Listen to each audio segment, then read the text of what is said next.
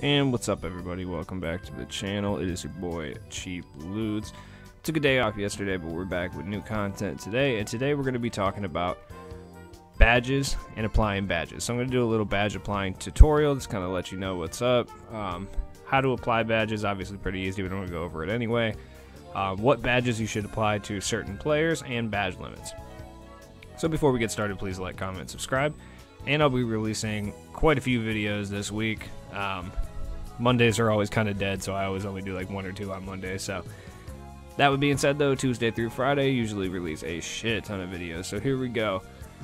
Badges. Now there's 2 ways to actually apply badges.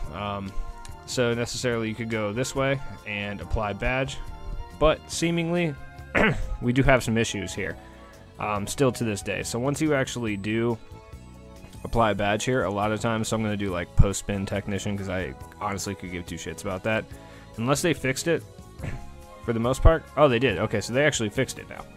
Before, it used to just straight up not show up. So what you want to do is find the cards that you want to apply badges for. Obviously you want to find guys that you use pretty frequently, and if that's not the case, you want to find guys that are registered for limited, whatever the thing may be. So sometimes I wait a lot of times to apply badges till Friday when I get the new limited parameters, and then I'll start stacking badges onto, you know, newer cards that I have for that limited set.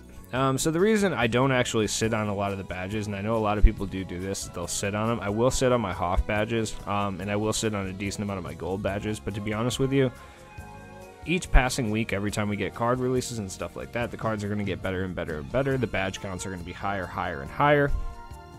And to be completely honest with you, by the time we probably hit December, maybe not December, that might be a little early, but by the time we hit like February or March, badge cards are going to be basically worthless because all the top tier cards that guys are going to use are going to have all the badges that you need. I mean, yeah, you can still add random badges like deep fates and stuff like that, but for the most part, all the most important badges are going to be on a lot of the cards at that stage in the game. So either 1 or 2 things, you need to sell them or apply them to cards, you know, over the next couple months and stuff like that. So either way, we'll start looking at cards that I actually really enjoy, and we'll go from there. So one card that I actually like, obviously, is Allen Houston. And if you look down here, I have no more badge slots. All I can do is actually upgrade the badges. I can't actually do anything. So like, I can actually upgrade his Pick Dodger badge, which is now fully upgraded, and unfortunately is going to be Hoff now. Now, I don't really care about that. That's not a Hoff badge I need for the future, so I'm just doing it for this video. It doesn't matter. But you can actually upgrade it all the way to Hoff. Now, that's something that a lot of people don't know. People think that you have to kind of go by stages, but you can actually upgrade once you have the bronze, or yeah, the bronze version. You can upgrade straight up to gold, etc. So you don't need to waste all those extra badges. Let's check Larry Bird and see what we can give him. I think he has a few more slots. So he does. So we can add a bronze badge to him. Is there anything we can actually upgrade? No, he's pretty much golded out. But we can give him some varying amount of bronze badges. Nothing crazy. None of these are really that important. Larry Bird, I typically don't, you know, drive the lane with them or do any passing. So I'm not going to add any of these badges to him because they're basically pointless. That being said, Rick Smits, I believe you can add some badges to as well. And yeah, here we go. So we can. Looks like we can give him any of these. None of these, once again, are really that important. I will just give him Lob City Finisher because I do throw some oops to him occasionally. So there you go. Lob City Finisher is now added to him. Boom. That's all we had to do. So it's important to do this mainly because it's cards that you use a lot. Like Rick Smits, I use a lot in Limited because he always, for some reason, qualifies to be used in Limited, which is nice. Same with Vladi Divac. So wait till that. These guys, none of these guys I really use. I don't even really use Mitch Richmond as much anymore. So go over to Playoff Stoppers. I actually don't like any of these cards, so I'm not going to apply anything. Clutch.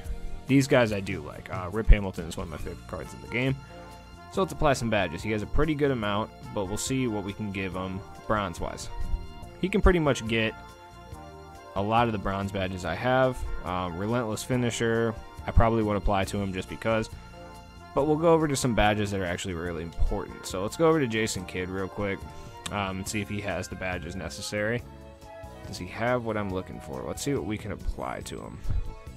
Steady Shooter Giant Slayer is one of the more important badges in this game, especially for point guards at this stage. What Giant Slayer does essentially is allows smaller players to get off layups above bigger players significantly easier. So putting it on a guy like Isaiah Thomas or Jason Kidd at this stage in the game is going to be imperative because layups are overpowered. So adding Giant Slayer to him, bam. Now, it'll allow him to make layups over larger defenders a lot easier. And if you want to double it up, you could give him Cross Key Scorer too, which is another layup-centric badge that essentially means that if he's doing streaking layups through the actual key, it'll be a lot easier for those to go in, so the timing is going to be a lot easier. None of the rest of these really do anything specifically for him. Steady Shooter, I don't shoot with Jason Kidd, so it doesn't really matter. But that's one important, facet.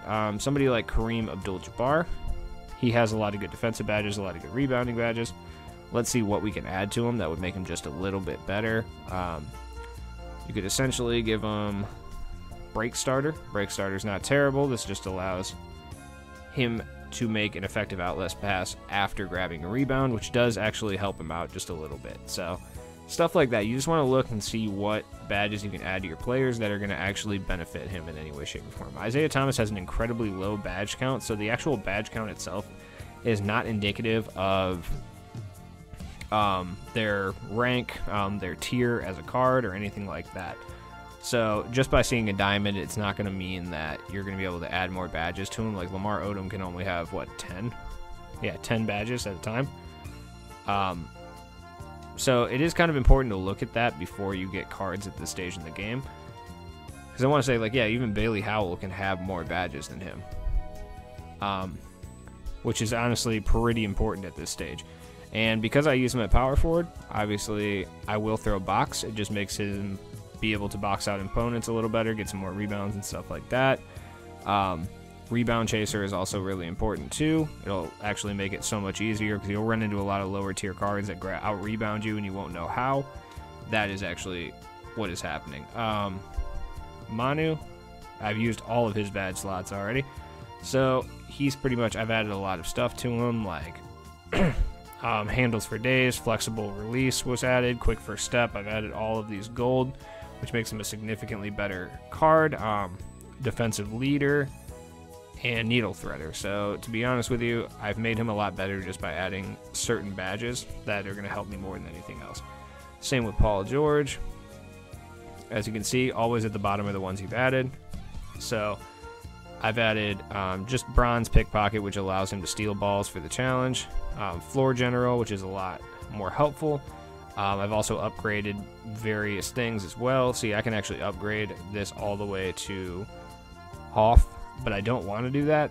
But I've also, I want to save my Hoff defensive leader just because it's going to be better off later on. But I have like boosted his flexible release, his hot zone hunter, stuff like that, and I've added a few badges. And honestly, we can add a few more just to see, because I actually like this Paul George card a lot, so I want to keep him relevant for as much as possible. Let's see, are any of these really worth it? Not really. None of these will really do much for him, I guess. Yeah. Clutch. I'll just add clutch shooter to him and just make him a little bit better in crunch time situations. So it's not too great, but it's something. Kristaps, another guy that I like to add badges to a lot. But unfortunately, he only has like 9 bad slots. But I added decent badges to him, like corner specialist, hot zone hunter, volume shooter, and deadeye. Just stuff that'll make him a little bit better. I wish I had some more flexible for him at the time, but I don't. So the key to this, realistically, is you can take guys who are great body-wise and you can add badges to them.